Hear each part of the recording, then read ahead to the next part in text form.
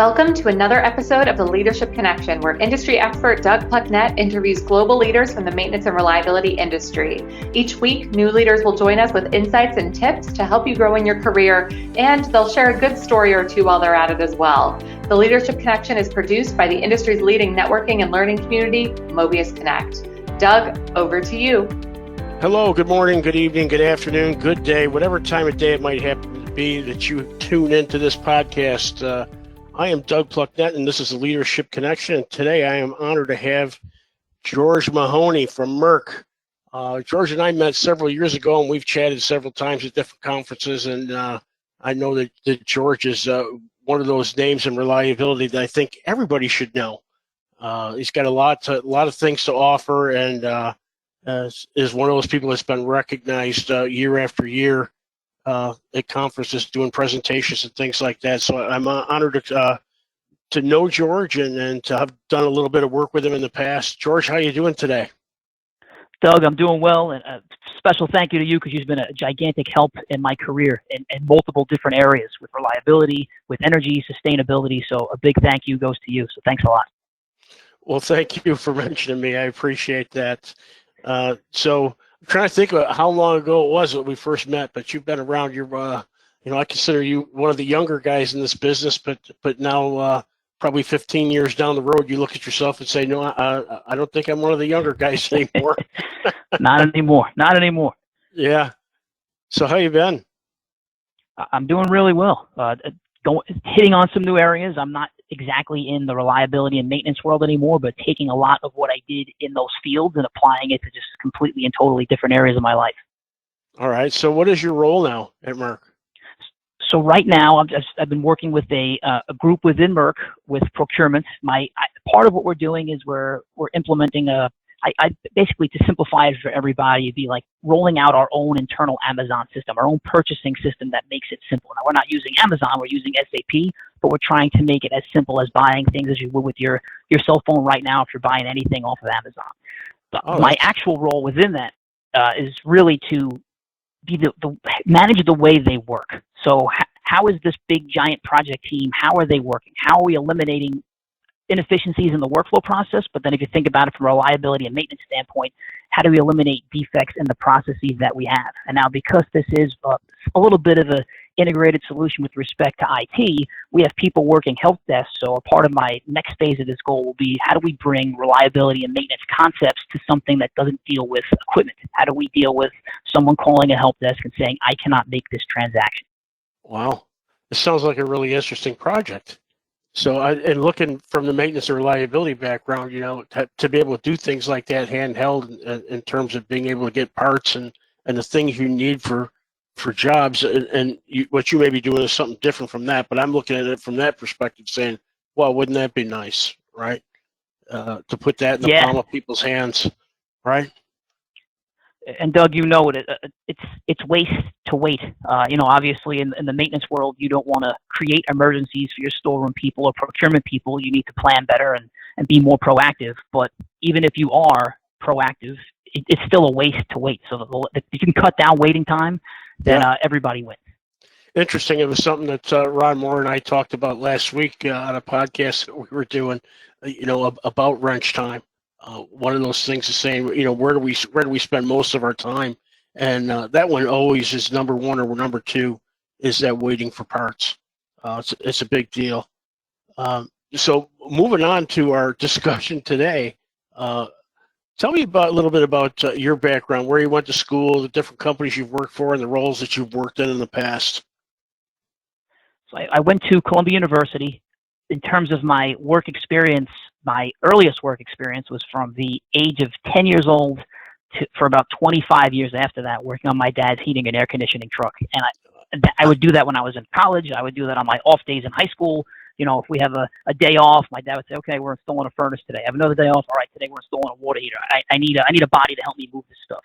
And that really became who I was and everything else I did beyond that. So my only job outside of working for my dad has actually been for Merck. So when I came out of college, I worked for Merck very early in my career. Because of my love of maintenance, I got into maintenance for Merck, working in a factory type setting. And because of doing the things that I was doing with my dad, you're in a heating and air conditioning truck in Staten Island, New York, there's a bunch of traffic, so you have to schedule out your day. You can't have a job on the South Shore of Staten Island, then the North Shore, then the South Shore.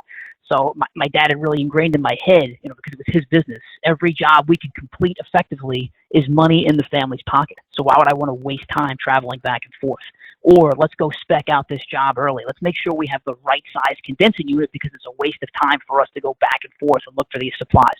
So he ingrained this stuff in my head since I was a real little kid. It also gave me a tremendous appreciation for the mechanic, for the operator, because they're the ones really closest to the work. They're the ones driving the plant.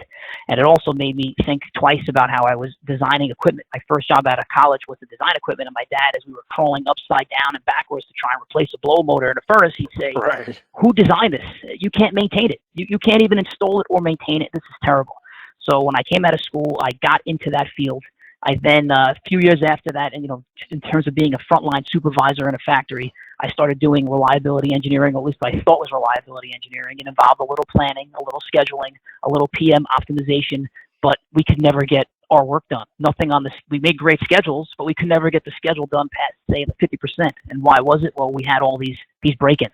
And then I quickly learned, well, that's what reliability engineering really is to make sure this stuff doesn't break as often as it has, so you can actually do work and do work to completion and have a better day at work every time.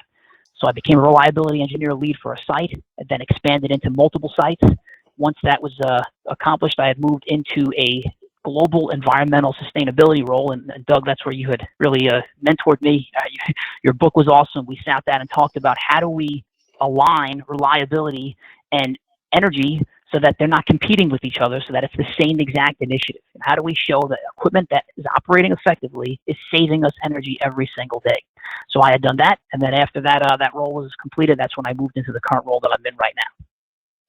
That's pretty incredible, and I love the experience that you got with your dad. I didn't work for my dad. I worked on a farm, and it, just like you, from a young age, and it was everything I did right up into the time that I went to college, and even after college, because it's the type of thing. Even though I had a job, it was a local farmer, and when he needs help and you're available, you go help him, right? You learn that work ethic, and it's a big deal. But your dad must be proud of what you've become, and how you use the experience from working with him to help a large company like you have. That's great. So the energy efficiency thing, by the way, just so happens that I have a high school friend that his wife is now assistant to the Secretary of Energy. So interesting. Wow. She happens to be the person that when Chris Colson and I were putting that book together, I was going to call it Reliability is Green. And she came up with a clean, green, and reliable name, which I thought was much more fitting. So anyway, moving on. When do you think you were first recognized as a leader? And what were you doing, and how did that recognition come about? So this actually has nothing to do with work. It actually started when I was in high school football, where I think I was a junior or a senior, and I overheard my teammates, they didn't know I was around, talking about how they wanted to follow the lead that I put with respect to the effort that I put into practice. And it's good to hear people complimenting you when you're not there, because it means that it's genuine and it's not false. But it was a long road. When I was a freshman on that high school football team, I remember specifically I was named captain of that team. And the head coach, he's still my mentor to this day. He might be one of the greatest leaders I ever met. Dino Mangiero, he said, okay, get these guys to sweep up the locker room. And I couldn't do it. So he handed me a broom and he said, okay, you sweep the locker room. How can you lead people that aren't going to follow you? And that really stuck inside of my head. So maybe I'm 13, 14 years old when this happens, but it's really stuck in my head to this day is, yeah, a leader is not somebody with a title. It's not someone with a certain position. It's, are people following what you're saying? Are they inspired by what you're doing enough to do something that you want them to do, maybe even if they don't want to do it? And with respect to the maintenance world, I never really thought of myself as a leader until Terrence O'Hanlon at an IMC conference. He asked me to be part of this town hall and sit on a stage and talk about leadership. and I was up there with legitimate legends in the maintenance and reliability world, and I was thinking, what am I doing up here with these people? I don't even have half, I don't know, a tenth of their experience or knowledge. But I think that really helped kickstart my own belief in myself, and then try to present more and share some of my opinions with other people. All right. So looking at, and you've been in these various roles at Merck, what are your thoughts on how to go about changing that reactive culture to become a proactive culture at a company or work site? How does one go about doing that? Now, for me, I'll tell you how I failed. I told people, this is how you do it, and you better do it this way, and that was a huge mistake. Really, I'm gonna borrow a lot from another one of my mentors, Winston LeDay. He was big into behavioral science. He was I'd say the big leader in defect elimination, and essentially it was getting people to basically change their habits by making small changes every single day. So don't go in and say, by tomorrow we're going to have 100% planned and scheduled maintenance and everything's going to be perfect. It's how do we change our habits on a daily basis? And by changing those little things, the 1 + 1, it doesn't equal 2. 1 + 1 can equal 3, or 1 + 1 can equal 10. Because if you're not even creating a defect, well, then you've eliminated all of the processes that are involved with around solving an emergency, like we talked about before with parts.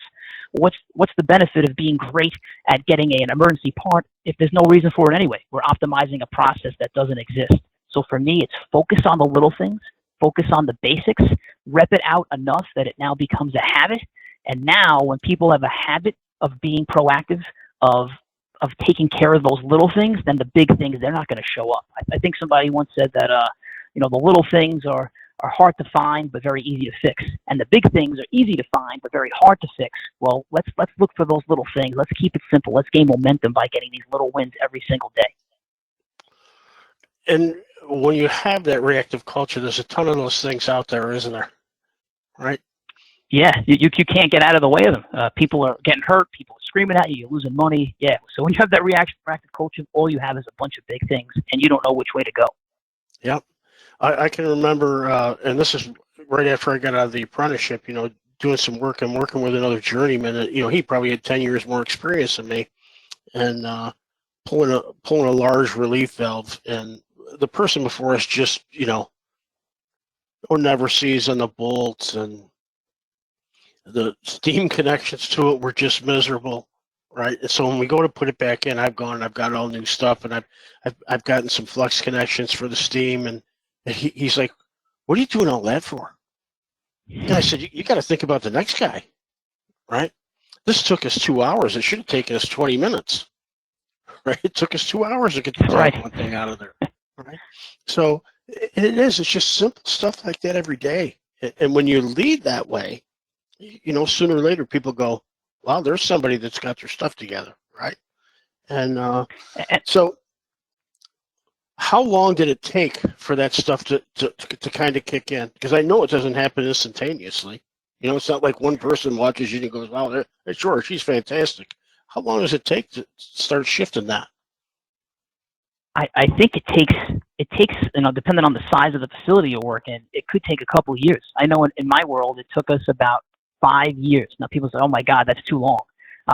We don't have time to do that. Yeah, you could put in something much more quickly and it may work for a month.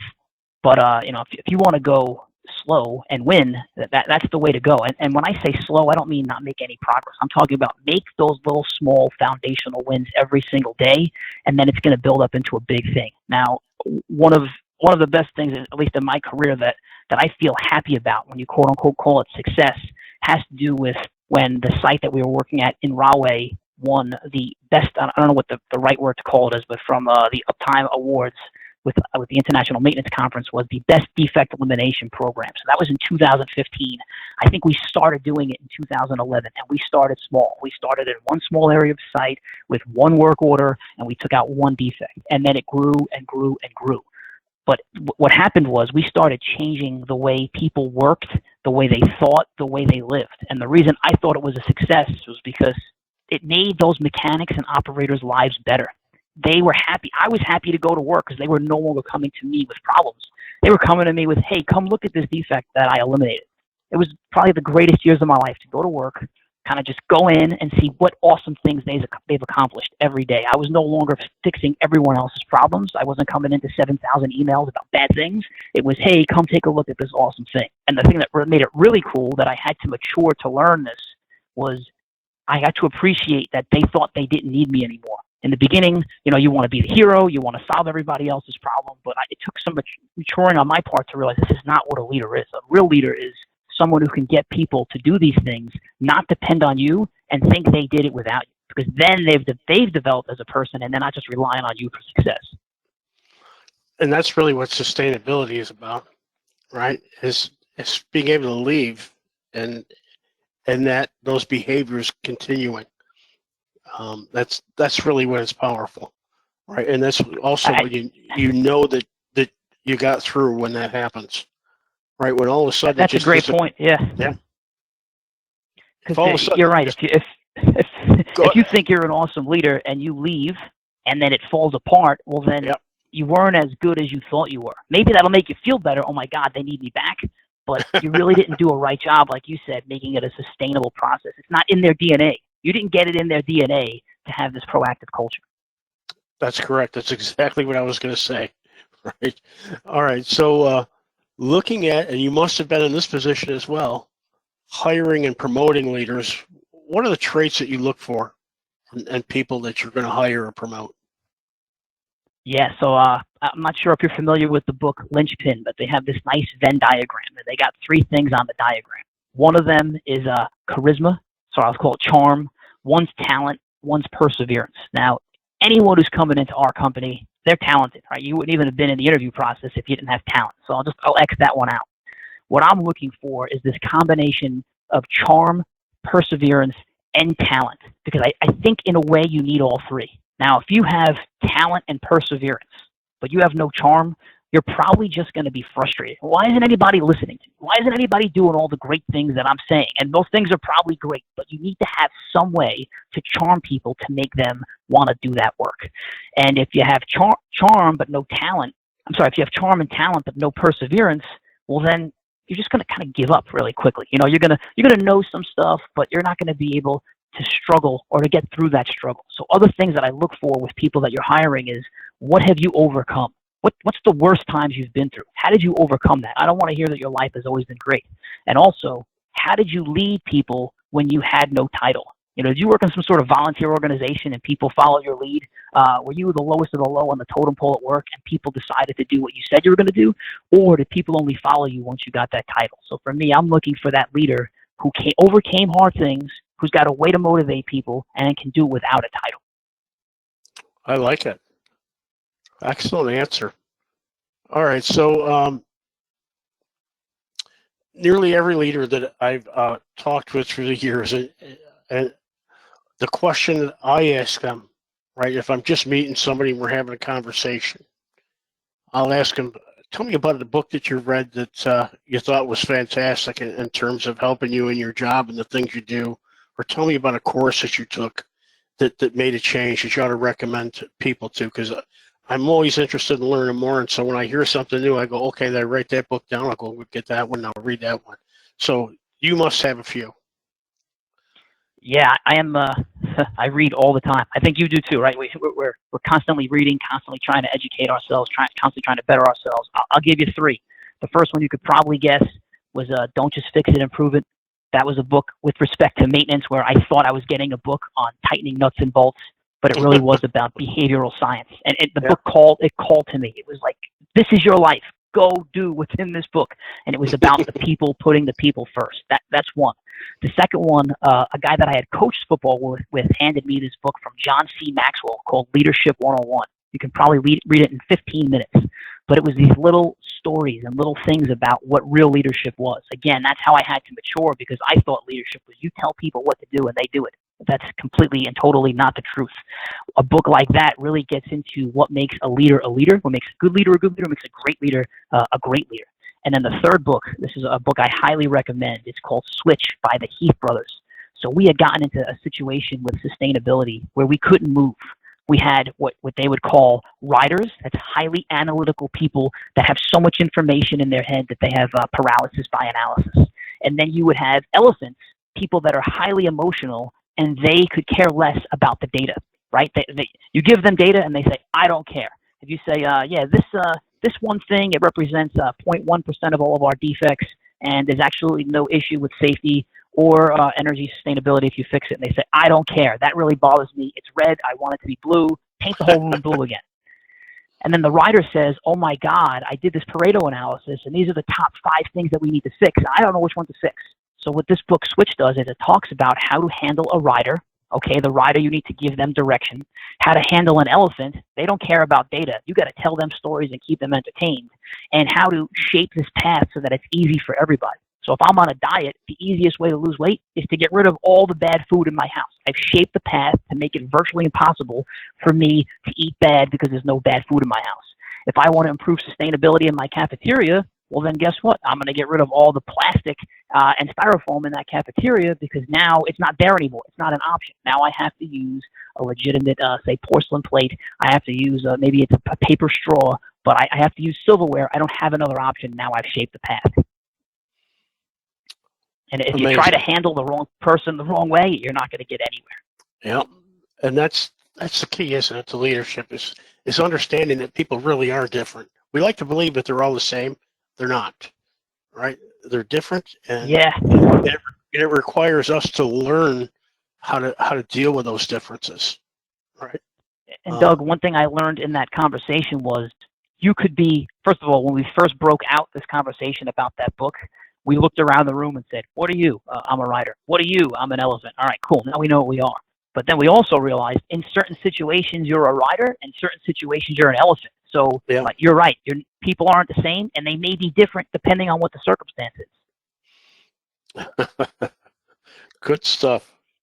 All right. So you'll often hear from people that some say leadership is a learned skill. Some say it's a natural skill. What's your take on that? This is an awesome question, one that I've thought about, I guess, since I started reading that John C. Maxwell 101 book. And the best way for me to equate it to anything, it's kind of like speed. So speed, not everybody can run the 100 meters in the Olympics. It's probably timely because the Olympics is on right now. But you can get faster. So there are Olympic athletes. You're not going to make a non-Olympic athlete an Olympic athlete regardless of the coaching or training that they get. But you can make somebody as fast as they personally can be. So for me, leadership, natural-born leaders, they exist, but you can absolutely improve everybody's leadership skills. There's a lid to it. Maybe not everybody's going to be a perfect 10. Maybe some people, the highest they can be is a 6, but you can raise them from a 4 to a 6 by working on the techniques with them. Yeah. So I use the one which is similar to what you're talking about is the football thing, right? If you're a leader in football, it's a whole different set of skills than being a leader in a maintenance community, right? That football team, you got a bunch of guys that came together that wanted to do this. They have a common goal, and they had that before they walked out on the field, right? So you can scream and you can motivate, you can give 5 and slap people on the butt, right? It's altogether different in the world of maintenance because not everybody has that same motivation. So it's really one of those things that you have that natural leadership skill that you had from sports growing up, but then you have to add to that, right? And that's what the learn part comes from is to say, boy, you better continue to learn about it because your skills to motivate are above average, right?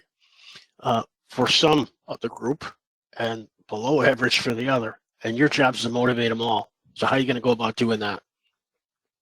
And Doug, you're hitting on a point that I hadn't thought about in over 20 years. But in my interview, one of the many interviews I had to get into Merck, the person who was interviewing me, he looked at my resume, saw that I had played college football, and he said, look, I'm sure you have some leadership ability, but that same type of leadership ability is not going to work in this world. I said, how do you know that? He said, because I also played college football. And the thing that you can't do, that you try to do in sports there's a winner and a loser. This is not about winning and losing. We need to make sure that if you get your way at work, it's not because somebody else lost. You need to make sure everybody wins together. And I hadn't thought about that since you just said it, so that's a really awesome point. That's cool. The other one that I have close friends that have gone this track. They were military leaders first, right?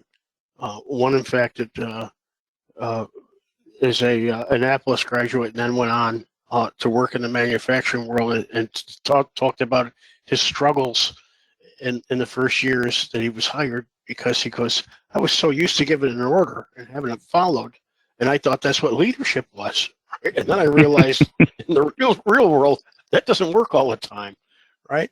So he goes, I really had to broaden my view and change. And he goes, luckily I had a couple good mentors that I talked to that said, hey, that's not going to work for you here.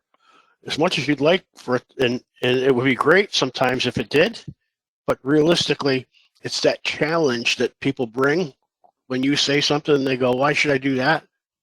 You need to be prepared to answer that. That shows you understand. It shows you know. It gives them confidence that when you do ask them to do something the next time, you're probably right, right? And so you're more likely to be listened to. All right. So at this point in your career, George, what would you say is your greatest success? I'm going to go back to that.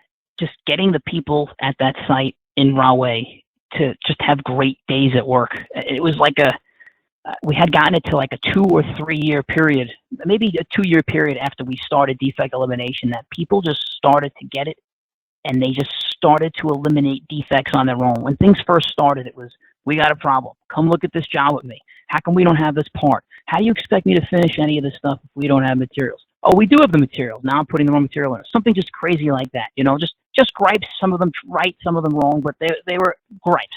Within a few years, it was, hey, you got to come see this. Look what we did. Look at this awesome project we just did. And it got to a point where I couldn't keep up with the amount of defects that people were eliminating. I had no shot. Even if I went to go look at 4 or 5 jobs a day, I couldn't keep up, where we actually had to start catching people doing the right thing, because it was like, okay, we were like first worried, oh my God, we can't track all this stuff. And I said, who cares? Like, we don't need to track everything anymore. Now we have people just doing the right thing all the time, and they're having a better day at work. And my hope was a better day at work means a better day after work. Maybe they're a little nicer to their kids. Maybe their sitting in traffic isn't as bad anymore because they felt like they got something accomplished every single day.